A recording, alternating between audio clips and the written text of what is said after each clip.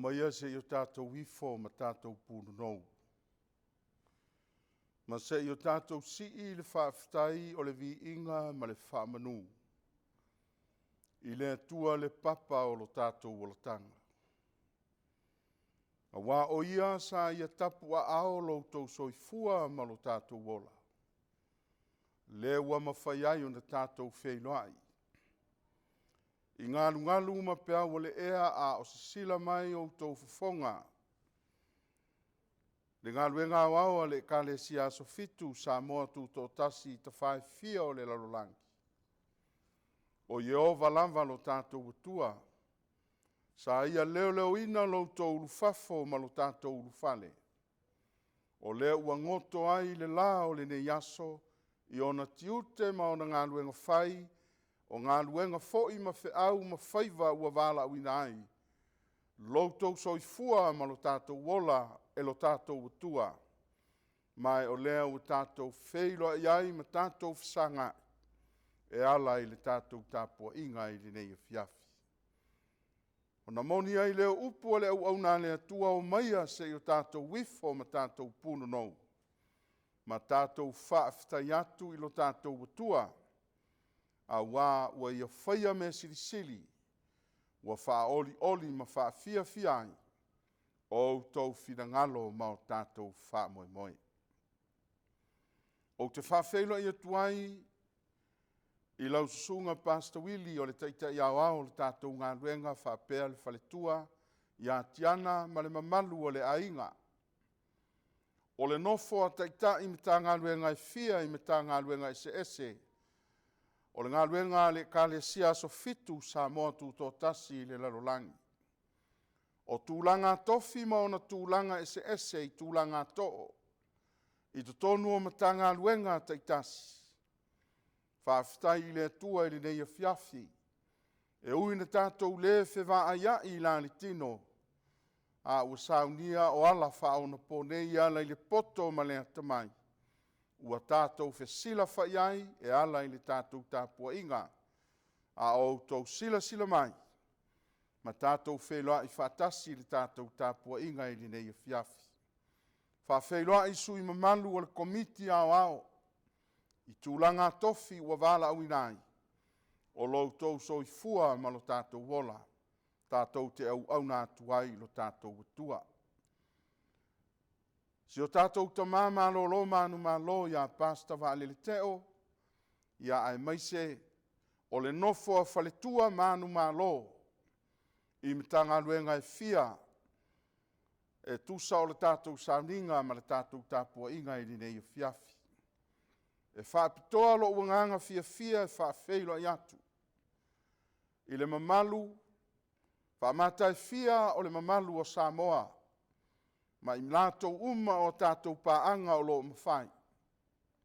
O na fia e mafuta mai e tātou sauninga e whaapei o le nei Afiafi. I le suafa manu malo Yesu Keriso lo tātou alii ma lo tātou whaola. O te whata lofa tuai, ia te outou uma. Ia ai maise, o au sina o le tātou ngā luenga, o e o lo turiwaina i mita ngā luenga i fia, le ngā luenga o au i le lalolangi. Ia male mamalu, whaamata i fia, o le nofoa i kale sia i tutonu o mita ngā luenga i fia, whaapea le whanau filifilia le atua, e ala i le tātou tāpua inga i le nei Afiafi. O le au whaia le tātou te talo. Lo mātou tamai o i le langi, ua mātou whaala talata i le nei Afiafi a ngotoifo le la. Mātou toifo ma tāpua iatu i la uafio. A wā o la mātou tū lea ma la mātou māsani. O le tiu te alo filima lea, o lau whanau ma lau e kāle sia na e filifilia. E ao na mātou toe whafo i atu le vi inga. Ma mātou wifo atu a wā o lau fio. E le ngata o le papa o le olo e mausali. A o lau fio lava lo mātou watua. Wa mawhaiai o na mātou whataunu ina le sauninga i le nei Afiafi. O na mātou whapei folea. Le atua lo mātou tamā. a o se sila mai o fofonga lofa, a o mai moa mai me ta ngā luenga e fia, o lau ngā luenga wāua so fitu sa moa tu tō tasi, e tu sa o le nei Afiafi ma la mātou tāpua inga, mātou talo whapitoa lea tuai, se ia fio ifo lo wanganga pa ia, a o mātou tāpua I whatasi e ui o ala whaona ponei, a o le vi inga o la fio ia maua lunga lea. Mātou wala au lea tātou ma oi le mātou tāpua inga, fo I le vi inga I la fio e whaavavau lava. Amen. Have you been to Jesus for the cleansing blood? Are you washed in the blood of the Lamb? Are you fully trusting in His grace this hour? Are you washed in the blood of the Lamb? Are you washed in the blood? In the blood, in the soul cleansing blood of the Lamb. Are your garments spotless? Are they white as snow? Are you washed in the blood of the Lamb? Are you washed in the blood? In the blood, in the soul cleansing blood of the Lamb. Are your garments spotless? Are they white as snow? Are you washed in the blood of the Lamb? Are you walking daily by their Savior's side? Are you washed in the blood of the Lamb? And do you rest each moment at the crucified? Are you washed in the blood of the Lamb? Are you washed in the blood, in the soul cleansing blood of the Lamb? Are your garments spotless? Are they white as snow? Are you washed in the blood of the Lamb?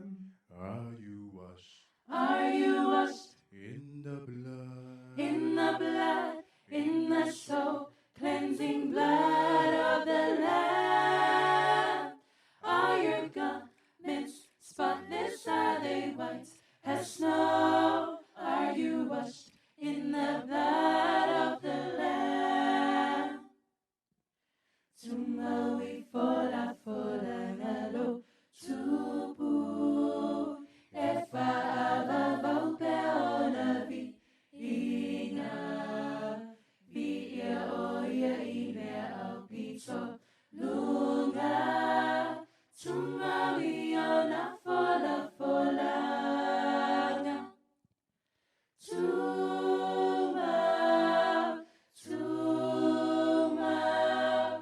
tumawi fola ngalo whaala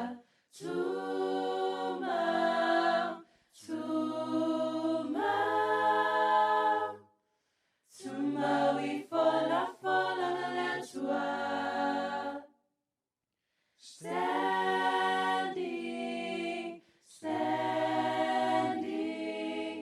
Standing on the promises of Christ, my Savior. Standing.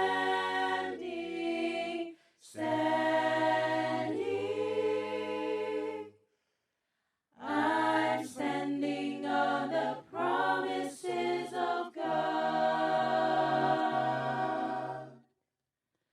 I'm standing on the promises of God. The promises of God.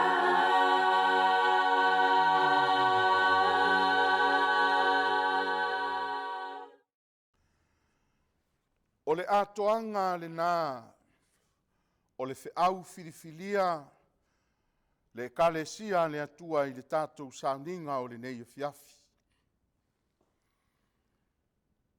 Wa whaafafonga ai le vi inga sa langina ele au talavou. Mai o le whiau mo moli fo i lea le atua. Pe a whai e te talitonu ma e langona ina. Wa avea le toto o Yesu Keriso lo tātou walii ma lo tātou whaola. Ua wha mamai nai oe mau ma i tātou uma.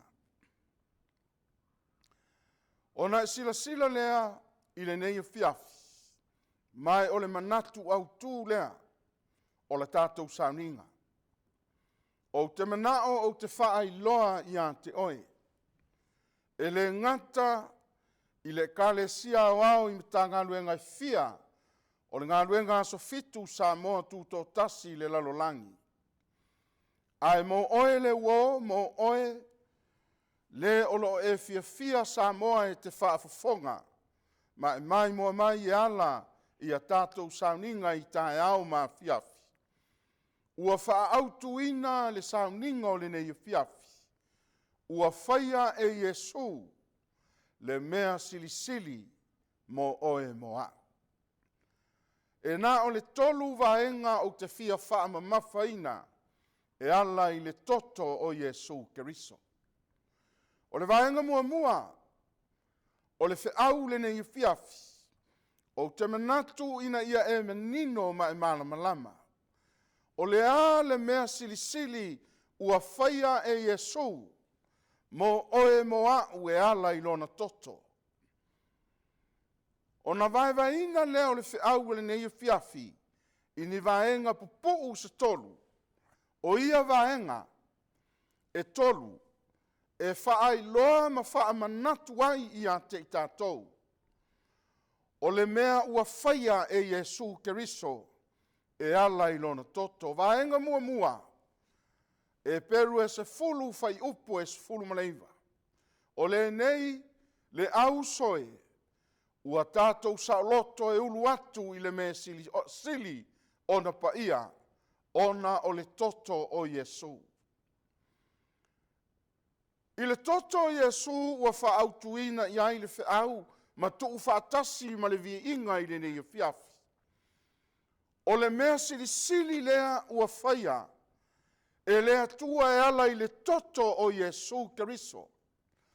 Ua ia fufulu ma whaamama le tangata mai le angsala. Ma au mai ai le toto o Yesu Keriso le saolotonga tātou te saoloto ai. E te le ngata e te saoloto ai.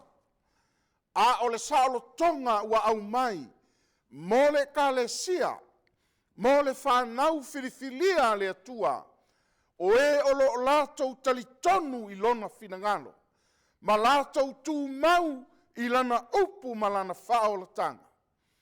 Wa avea ai le toto o Yesu Keriso, wa ia fufulu ma whaamama li tangata, ma ia au mai ai le saolotonga, o le saolotonga lea, ua mawhai ai ona e ulufale, ma ulufale lana e kalesia, i le mea silisili ona paia, e ala i le toto o Yesu Keriso. O le whai to toa sa tāpuni, o le ie sa le mawhai ona te talaina. Ae ina ua avea le toto o Yesu Keriso, e whai mataulanga, e fufulu ai le kalesia, e fufulu ai oe, e fufulu ai au, e whamamaina i tātou uma, ona tātou maua leo le saolotonga, e ulufale i le mea silisili ona paia, ina ua sae luaina o le ie pui. E te whaitau lumatai o mta upu e luas fulu ma le fitu. Ua whaamatala ina ai, le sae luaina o le ie pui. Sa le mawhai ai, ona maua e oe maau le saolotonga. A o le Afiafi le nei, ua mawhai ai na e whaafafonga, e le ngata ua ia whaamama, le tangata mai le angsala, ua mawai le saolotonga, a ua mawhai ai, ona ulu fale le tangata i le faa moe moenga i le ola e faa vavau o le me silisili ona paia. Whafonga ni moli mau o Paulo, ma le feau na mamoli le kalesia i Efeso. A o le nei, ona o keriso Yesu, o outou sa vavama mao, ua faalata lataina mai, i le toto o Yesu keriso. E le ngata ua ia amaia le saolotonga, ua ia te talaina le whaitutoa, ua saeluaina le ia pui pui, ua e ulufale, i le me silisili ona paia, a ua mawhai ona ia tuu lata lata mai, o le tangata sa vavama mao, e ala i le maliu ma le toto o Yesu Keriso. O le tangata sa mamao ma le atua, ona ole angasala, ina ua furitua, ma ua le whaalongo, ma ua le ustai, i le upua le atua, wa avea maala, wa iai le vanu, wa vavama mawai ma le atua. Ai o le toto o Yesu Keriso, le kalesia, e le ngata ua ia fufulu ma whaamama, a ua mawai le tuu whata singa, ua e lata ai i le atua. Fai mai le fai upo e sfulu ma le tolu. Fai upo e sfulu ma le tolu. A wā o Keriso la vaia, na au maia le file mu ia i tātou. Ina ua whaatasia e ia tangata i utaia, ma tangata o nu ese. O ila tou sa vā mamao. Sa iai le vā, le vanu sa vanu ai. Le ngata iai utaia ma tangata ese. Le tau lea sa tau ai i tātou. Tātou o tangata ese. A ua fufulu e Yesu le tangata. E ala ilona toto. Wa ia whaamama. Ua mawhai ai. Ona tuu whaatasia o tangata sa vā mamao. Na tuuina atu e ia lona tino e le petia ai i lalo le pao le feitangai. Le ngata ua maua le saolotonga, ua tatala le whaitoa, sa e luaina le ia pui pui, ua ia saunia, le ala ua lata ai, le tangata i le atua, ai whai mai. Ua ia tuuina atu e ia lona lavatino, e le petia i lalo o le feitangai. Sa vae lua inai i lato. Tau sirfia o le toto Yesu Keriso. A o ina whaamama ina ai li tangata, na te ave ese le feitangai. O le feitangai na mafuai o na vā, le vāo i utaia ma tangata ese. A o le toto o Yesu Keriso, wata lepe ai, ma lepe tia ai, le olo sa poniti ai. Le vā e te tauai na tuu whātasia o tangata i utaia ma tangata o nu ese. Ma ave ese ai le feitangai. Whapena le me ua whaia Yesu. Le me sili ua ia whaia mo oe mo au. A au ina tātou la ngona ina. O tātou ua whaamama ina i lona toto. E ta lepe i lalo. O le olo le feitangai. Le au penga lea le fili. Sa le petia ai le file mu. Ai ina ua maliu Yesu Keriso. Ua fufulu ai. Le loto na mafu ai le feitangai. Na mafu ai le fefuli tu ai. Whapena le ata o tātou i le so. A o ina la ngona le tangata. Ua fufulu lo na loto. Ma whaamama le tangata tuai. E ala i le toto o Yesu Keriso na te toe tuu whaatasia tangata sa vāvāma mau. Ma au mai le whealo whaninga. Pe ia le whtalainga Yesu. E iloa le lalolangi o tātou o na soo. Pe a whai tātou te whealo whani. O le whatu lea na whanau mai le toto o Yesu Keriso e fufulu ai. Le feitangai, a ia maua le ngā luenga o ao le lalolangi, le nganga o le ngā lulue whatas. Wa ave ese ai, le loto le feitangai, e fefuli tua iai, a ua ngā lulue whatas. E fesoasoani ai e malolosi, i e vai vai. E si tia whaatasiai le avenga o le ngā luenga le atua, le ngata o le tino, e ala i le atina ina o le kalesia le atua. A o le si tia ina o le avenga o le ngā luenga, e ala i le tū whaale nganga. Wa ave ese ai le feitanga. Whafonga le e peru le sfulu. Al fai upa e luas fulua ma luas fultoru. I nā tātou whaalata lata atuia ma le loto whaamaoni. I le whātua tua ua mautinoa lava. Ua sausawina o tātou loto nei le manatuifo ua leanga. Ma ua whaata ele ina foi o tātou tino i le vai manino. Whaatusaina i le vai i le toto Jesu Keriso na te whaata ele ina ma ia sausawina o le loto o le tangata. Ai mai le whaamitalanga, tātou te whaalata atu i a teia, ma le loto whaamaoni e ala i le whaatuatua. O le toto Jesu Keriso na te fufuluina le tangata, ma au mai ai le loto whaamaoni e ola whaatuatua ai sea ina ua mautinoa i le tangata. Ua sausawina lona loto e whaatusaina i le vai. Ua le manatu ai o ia o le tangata ua leanga. A o ia o le tangata ua whaata eleina. Ina ua tātou tāu fimau i le wha moe moe. Le wha moe moe ngā lea sa tātou le hau i ai. Sa tātou ngata ai le mea paia. Ai ina ua saelua ina le ia pui pui. Le ngā ruenga sa moa i le lalolangi. Ua tātou sa loto i le nā wha moe moe. Ma tātou tau tino atu e leo noa. Ma le tātou le fe foi ai. Ai sea, a wae wha maoni, le na ia fola ina mai. Whaftai o lo tātou au auna i sea tua e ese le wha maoni. Ai ao ina la ngona i le tangata, ua sausawina i le vai, le whaatusa o le ata o le toto Jesu Keriso, ua sausawina ai, ma whaata ele ina ai, o tātou tino.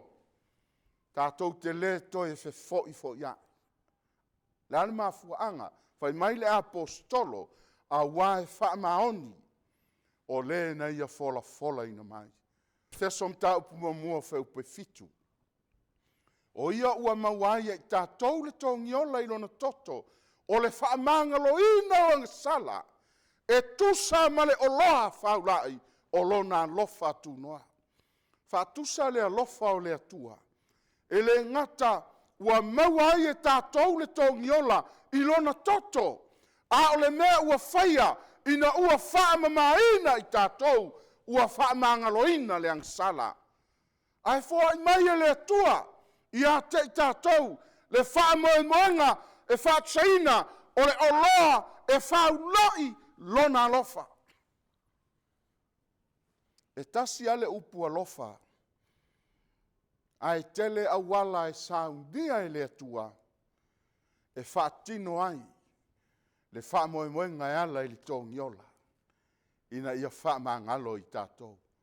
Whaafonga le upu e sfulfao le feso le mua. O le whaamaoni o ia o lo tātou tofi, se ia o ina tātou maua o ia, ina ia vi ia ai, lona mamalu.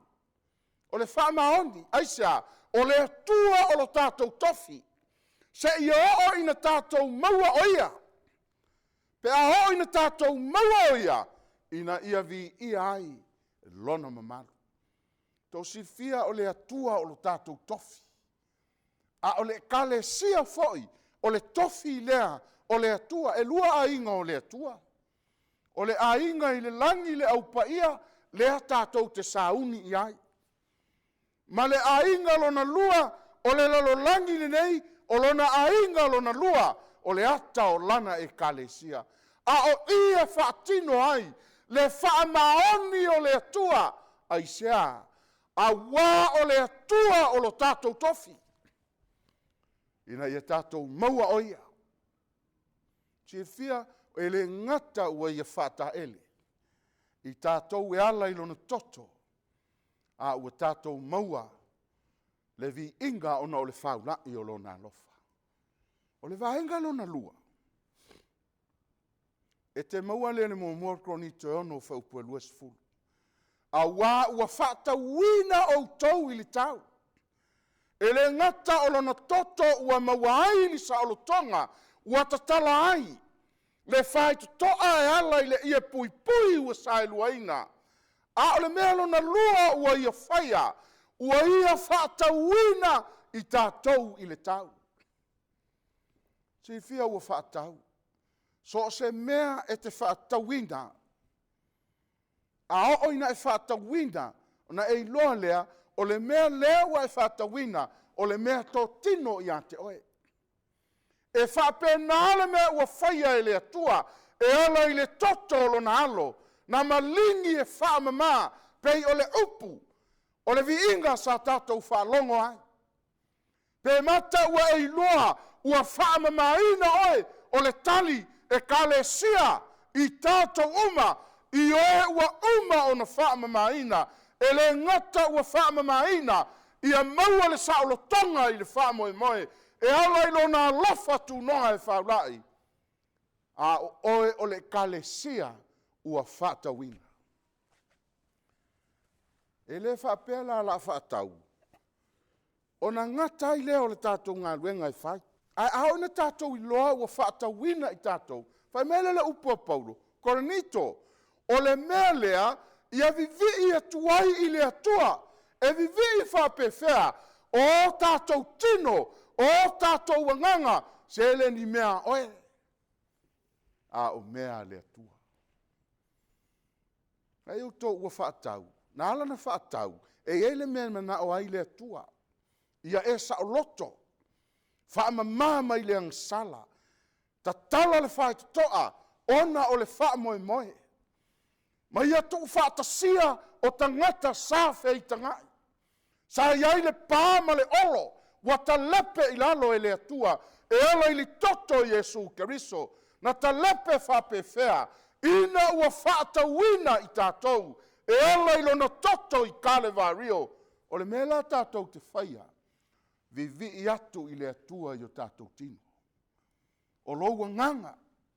Mai o tōru whamtalanga le apostolo. O mea ia, e leni a tātou mea. O le tino lea tātou te tino ai, tātou te lea toi pule i o tātou tino. O le nganga lea i to tonu ia te i tātou, e lea toi pule ni a nganga ase. O le nganga ua pule ai le atua. O le tino ua pule ai le atua. O le ala me whai ai, ave e sauni ai le vi inga e vi i ai le atua. Whaatau i tātou ma whaamama. Pau ale o le mana onga o le langi, whaaleo le apostolo. Ia maua se vi inga o le atua i o tātou tino ma o tātou nganga, le angaleo ni tātou mea. Koronito le am tā upe fitu al whai upe luas futolu. Le uto e whaamaunia, ua whaatawina o tau i le tau. Awana ia vea o tau, ma polonga tangata, tālo whae. Whamata toa fia nisi o polonga. E polonga isi tangata. Whapenane mele ua whai, ua whaamama i tātou, e le ngata ua whaatau, a ua whaatawina i tātou, ia esa o loto, a ua tātou toi polonga. Ia e te whesili a oe i ate oe, pe au i ate a. Pe mata o iai se mea o tātou polonga. A veo tau le polonga le whai mai ai le apostolo. E le polonga ona o le atua. A e polonga ona o tangata. Io, e te polonga o tangata. E whapena le mea e whai e satani i a tātou. E a vea isi tangata. Mahala e wha polonga i tātou. Na au nā lea i le atua. Matatalo i le atua. A o lai lava e polonga. Le kalesia le atua. O tau ma tātou uma o e lo whaafonga mai i lo leo. Ua whaatau i tātou. Whaatau i nei e sao loto. A ua e te toi polonga. Tātou te leo toi polonga. Le vālea na mafuai o na polonga. E polonga le tasi, ona o le tasi, o whea e mafuai, e mafuai le feitanga. Tau silfia. A tātou au na i le atua a iaini mea. O lai fai ma whaale velave. E le o sa o loto i tātou. Ai mana o le atua i le whi au o le pōle nei ma le nei Afiafi. E toe whawhangu ma whamanat. Wa avea i tātou ma tangata ua whaatawina i le atua. I le tau. Whai mai lea, aua nei avea o tau ma polonga i tangata. E le i wala awina i tātou te polonga. Ai na wala awina ina i tātou sa o loto. E te sa o loto e au na i le atua. Ai sea o le tino ma le hanganga e te vivi ai e whaatino ai o lau au nanga i le atua. Whaafonga la le tusi lea. O whaalinga e sifuru whaafa upo e wha o le maule e se le mana ia. E meri whaamtalanga o i la tau nei.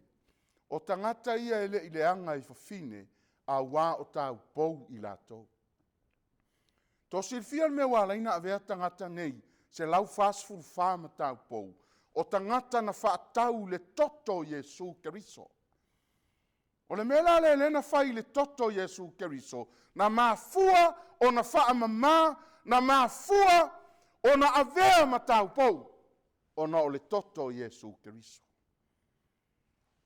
O i lato wia o e ua muli atu li tamai mamoe. A oina e langona ina, a oina e sila fia ina, a oina tātou malama, ua whaatau i tātou, i le toto Jesu Keriso, fufulu ma whamama, mua, le ngata wa avea ma tāu pou, a o aso uma, e te soifua ma tātou walai, wa i le toi pule oi a te oe, o au i a te au, a ua tātou muli, i le mea alu i aili tamai mamoe. Ua whaatawina na i tangata, o e ua whaapolo mo le atua, ma le tamai mamoe. E se le tāua, na whaatau i tātou, e whai oe ma uma whaapolo. O whaapolo, o se mea fo i le, e se le pele, tāua, e te leso ona avea, e te leso ona fua ina. Whapenala mea ua whaia i le atua, e whaapele pele le atua i a te oe, ai fai tau tu se le apostolo fai mai. E leo e le atua lana whanau. Ina ne i leanga. Aisea, leanga o le wha polo le atua. Ne le nā leina wha tau e ala le toto o Jesu Keriso. Fai mai le upo Paulo le Kalesia i Kalatia. Na tongi o laina i tātou i Keriso i le wha whanonga o le tūla whano. Ma wha whanoina o iha. Mo i tātou a wā ua tūsia i a whaafanoina i lātou uma o e ua whaatauwina i le la au. Ai au tau me nā leina tongi o leina i tātou i Keriso. Mai le whaafanonga aisea sa polonga i le tūla whono. Tau tala i le taimi o Roma ma le taimi o le whenga inga tuai. Sa whaalangolango le tau singa o le tūla whono wa le maua i sa o le tonga. Ai ina ua maliu Keriso e whai matongi ola. O lea ua lawea ina ai i tātou e ala i le whaafanonga o le tūla whono. Vaenga lona tolu. O le mea ua whaia ma le tāua o le toto o Jesu Keriso. Whai mai le lua kronita e limas fulvadu. O mea umalava e mai le atua ia. O lea na whaale leia i tātou i a teia e ala i a Keriso. Ma ua tuina mai fo i a te tātou. Le ngā ruenga o le lenga. Vaenga muli leo le whiau. O le whaamamaina ma le mea sili ua whaia. E le atua e ala i le toto Jesu Keriso. Mo oe moa. Ua ia saunia le lenga. O lona toto ua whaiai le lenga. E ala ia Jesu Keriso. Wa tuina mai fo i a te tātou. Le ngā ruenga o le lenga. Ese le tāua. Le anga sa vāta tōma le atua, e le ona o le atua, ai ona o le tangata ua furi tua i le atua. Ai whai mai, watuina mai e le atua, o mea umalava, o ia ua ia whaale leia i tātou, e ala i a Keriso. Tālo whae i le alo e tō tasi o le atua. Wa au mai na te saunia le lenga, ma whaale leia i tātou. Fai mai le upo Paulo i le Roma i 5:10. A wa a fai wa le tātou ma le atua le maliu o lona. A o fai i tātou ma ona fili. E sili atu ai ona whaolaina i tātou. I lona soifua ina ua tātou le leiai mai ia. Na mai le upo Paulo a fai, a wa a fai wa le lei tātou ma le atua i le maliu o lona. Fia ana le maliu le alo le atua. E le mawhai o na maua se tātou le leinga ma le atua. Le anga e le mawhai e peia o le taimi o le whenga inga tuai. Wa uma le malosi o le toto, o le povi ma le mamoe ma le oti, ua le mawhai. Wa le mawhai ai, o na wha le leia le tangata ma le atua. E tupu pea le anga sala, e wha pe nā le so. E fiu le upumoni, e fiu le tala le lei, la unga i sapati, o poso lulu, o avanoa e wha longo ai. Ai le mawhai lava o na wha le leia, leo langa e fia i le angsala. Ai whai mai a whai wa le lei tātou ma le atua, i le maliu o lonaro, a o whai i tātou ma o na whiri. Whai mai le whasiri, e le siri atu ai o na wha o laina i tātou, i lona soifua. Le soifua o le alo o le atua. Wa au maina te whaia le leinga. Ma maliu a velo na toto, a velo na tino, e fufulu ma wha mama. E saunia le leinga i le vao le atua ma i tātou. Kolose le mua whaupelua sfulu, ina ia wha le leia i le atua mea umalava, i a teia e ala i a keriso. Vai au tau le upule whaunga, o mea umalava, reconcile to him all things. Lono winga o mea uma. Mea le soifua le tino na oti le angsala wa fufulu ma whaamama. O le olanga vai wa oti la le anganga wa fufulu ma whaamama wa whanau whawina. Wa iai li whaamoe aisa wa whaale leia le atua mea uma e ala ia Yesu Keriso. Na whaafewhea na whaale leia. Ina ia whaale leia i le toto i lona sa tau. Whaale leia i lona toto. E le i whaale leia i ni tupe. E le i whaale leina i nisi lava mea ni auro poni a rio. A o le toto na whaale leia ai. E meila le upu le apostolo. O ia ua tātou maua ai le tongi ola. O le whaamanga loina lea o angsala. O le toto Yesu Keriso. Ua mawhai na whaamamai nai. Ma whaamangalo i nai le angsala. Tolu vaenga sa e whaafonga ai. Vaenga mua. O le ale me sili ua whaia i le atua. Mo oe mo au e ala i le toto o lona alo Yesu Keriso. Vaenga mua ua ia whaia le saolotonga. Le ua e saoloto ai le so o lona lua.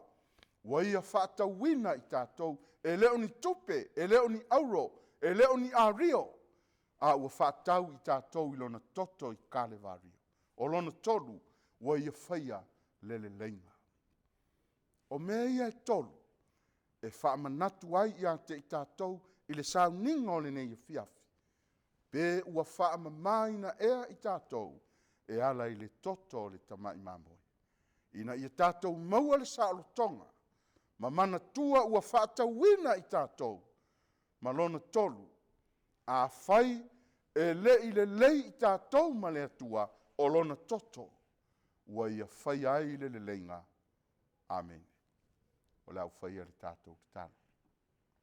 Le atua lo mātou tamai o i langi. O le wheau lea mai lau fio e tusa o le nei Afiafi. A o mapu mai lau whanau i metanga luenga i fia mai Alaska se ia pa ia Samoa o Amerika o New Zealand ma tutonu o Australia ma se tete ese o loo iai lau ngā luenga so fitu Samoa tu totas. E toe whawhangu mai ma whaamanatu ia i mātou. O lou toto Keriso na whaamamaina i mātou. E le ngata ia maua i mātou le saolotonga. Ma ua e whaatawina i mātou. Ma ua e whaia le lenga i le vāwhea ngai o laua fio mai mātou. Mātou te talo, ia iai le ngaluenga mana lo nganga pa ia. I whaamoe ngai loto ma whina le ngata i matangaluenga fio la ngaluenga ao le lalolangi. Ai mai se le li ie le whaafafonga Samoa, o nisi o lo fia e mai moa mai pea malato, whaalongolongo pea i sauninga i tae au ma Afiafi. Whaatupu ai le atua le whaatuatua, e sauni ai i mātou uma, mo le aso tele e te toia fio mai ai. Whaamanuia le nei Afiafi le atua, e ala i tāpua inga, whaamanuia lau ngāluenga au le lalolangi, whaamanuia lau o ona te itai au na e whiriwhiria, ai maise o matanga luenga e fia maona tai. Tūlanga tofi o lau ngā luenga au, ia tofu sia i mātou uma i au whaamaniang. O la mātou talo lea tuai, whaamangalo ma whaamama i mātou, ona o Iesu Keriso lo mātou wali, ma lo mātou whaola. Amen.